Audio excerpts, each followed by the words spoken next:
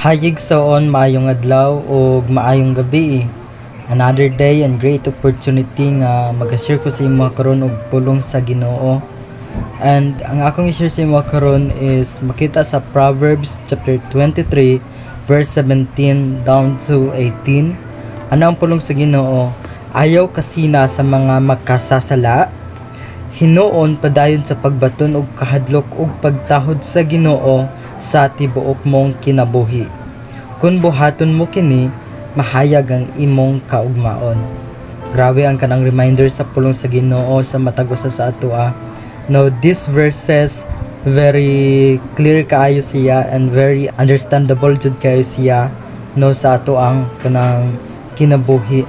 Imagine that ana ang pulong sa Ginoo ayaw kasina sa mga makasasala nga mga tawo, which is gina-encourage ta niya no as kanang iyang mga anak, as a mga servant niya nga mag-serve sa iya ha. Kinahanglan dili ta masina no sa mga makasasala, dili ta masina sa ilahang mga achievements, dili ta masina sa ilahang kanang mga naangkon nga blessings no. It because sa ilahang ginabuhat is we know nga pag mag-iskot ta og blessings na siya duha ka kategory. Naay blessings nga gikan sa kaaway and naapod blessings nga gikan sa Ginoo. And these verses ingon niya nga as a mga followers of Christ, dili ta kinahanglan masina sa mga makasasala or ginabuhat sa mga tawong dautan.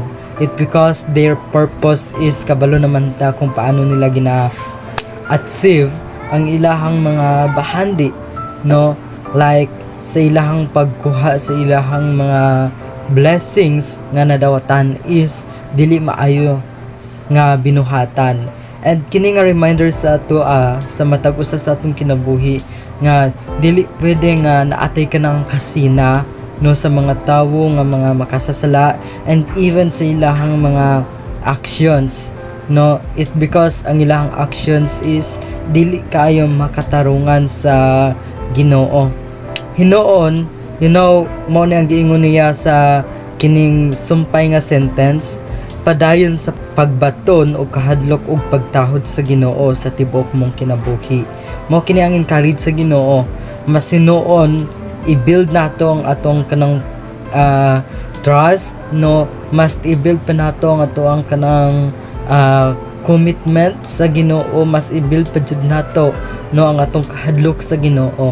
It because mao nang makahatag sa ato og kanang peaceful mind no, mao nang makahatag sa ato og kanang kahayag sa ato ang kinabuhi, ang kanang paghadlok sa Ginoo. These verses encourage niya ta no kung unsa jud ang atong buhaton through sa pag-follow nato sa Ginoo, through sa kanang pagsunod nato sa Ginoo, nasya kanunay to assist us and even to give us blessings nga makahatag sa ato og satisfaction. That's why brothers and sisters, I encourage you nga dili ka magsina no sa uban nga mga tawo.